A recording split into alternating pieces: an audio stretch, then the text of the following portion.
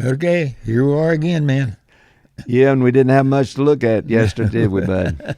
No, we got off to a bad start and finished up a bit worse than that, I guess. Oh, boy. Well, disqualifying Blaney helped one position for the 42. So, yeah, our cars was out of the race early, so. Well, they got off to a good start. They was, I thought they did too, and 4th Richard. to start with, and they got up to 15th or 16th.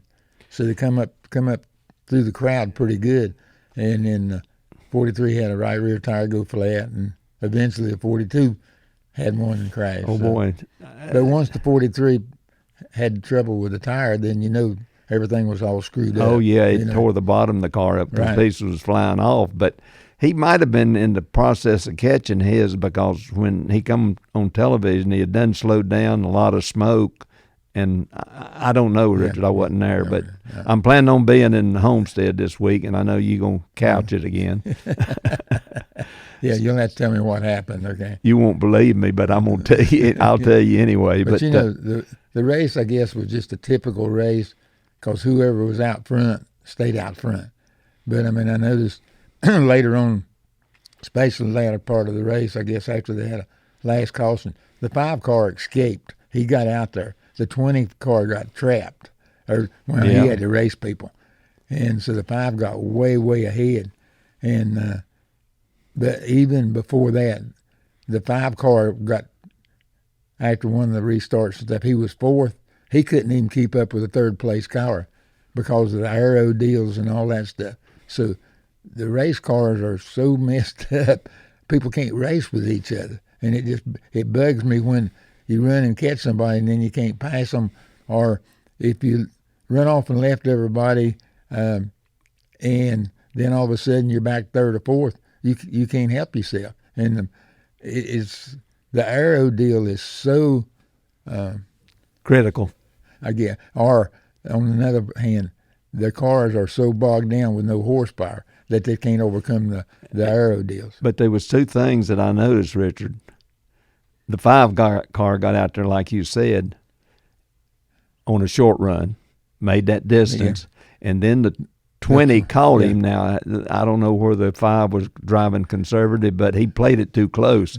But another car that we've talked about is lucky to even be in the hunt is the 19 car. And he couldn't outrun nobody. And there at the end, he was coming on, but they run out of time. And he said in that last run, he said, I hope there ain't no cautions, because he knows his car was good on the long run. Yeah. Wasn't, it was better on long runs. It was better on the long run. But you get so far behind.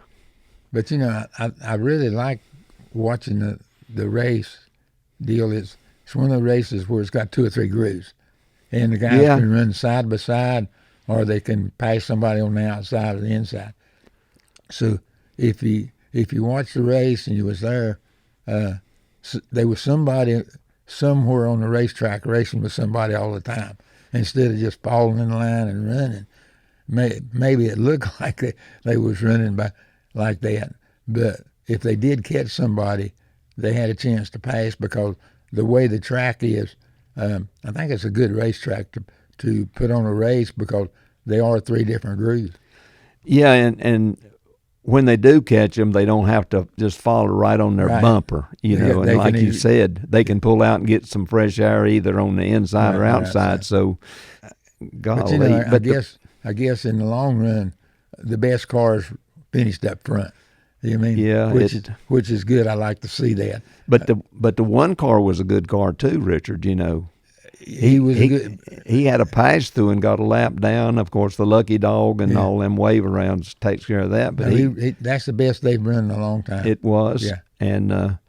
And you bring that up, but 2 or 3 races ago, the 43 was running pretty good, and the 42 was running decent. In the last 2 or 3 races, it's just been terrible on tracks that we was hoping would be good for us. We should have been pretty good. Okay, but circumstances beyond our control has kept us from doing a little bit better. Yeah. Even though they're not running as good as we thought they should have. But and of course, they lost another wheel. Yeah, I guess I don't understand what's going on, because you know, all the racing organizations, sporty cars, Formula cars, Indy cars, everybody's got the same one lug deal. Why is the cut people so far behind that they can't get the wheels on and nuts on the thing? And I don't. There's got to be a problem that everybody else has done solved or we hadn't figured out. Maybe that's true, but I can't figure out why the changer, and I'm not a changer, I used to be with 5 lug nuts, but why they don't know that the wheel's not tight. But all that stuff's happening so quick, Richard, it is unreal. Yeah, I know, but the Formula cars, they change 4 tires in 2.3 seconds. Okay. They take the wheel off, put the wheel, and I understand they got 20 people working on the car. More than that, probably, yeah. But the big deal is why does the wheel not go on, all the way up? I know that if there's any pressure, if they put the jack down too quick and they hadn't got it tight, I can understand that. And maybe that's what they're doing. They're not leaving them up long enough for the guy to make sure that the wheel is pushed all the way in. Well, I talked to Dave, our crew chief, about that, and they got film on everything, and we left the wheel loose somewhere, and I said, was the jack down when he was tightening? He said, no, it was still up in the air. But it didn't. That's not saying it didn't happen to the 54 Sunday, but I wished our cars would have been in better, Yeah, we always want them to do better. But, I don't know that it shook up the championship runners, you know what I mean? Because I guess the top 4 are still the top 4. Well, it shook up the 12.